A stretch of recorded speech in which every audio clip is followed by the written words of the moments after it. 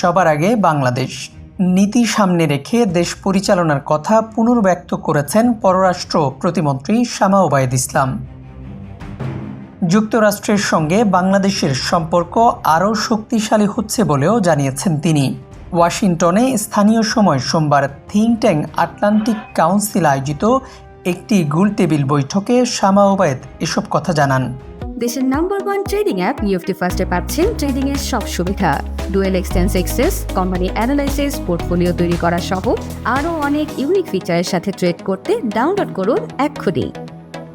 নিরপেক্ষ নির্বাচনের মাধ্যমে প্রধানমন্ত্রী তারেক রহমানের নেতৃত্বে বিএনপি সরকার দায়িত্ব নিয়েছে উল্লেখ করে পররাষ্ট্র প্রতিমন্ত্রী বলেন, দেশের দীর্ঘদিন পর একটি গণতান্ত্রিক সরকার প্রতিষ্ঠিত হয়েছে।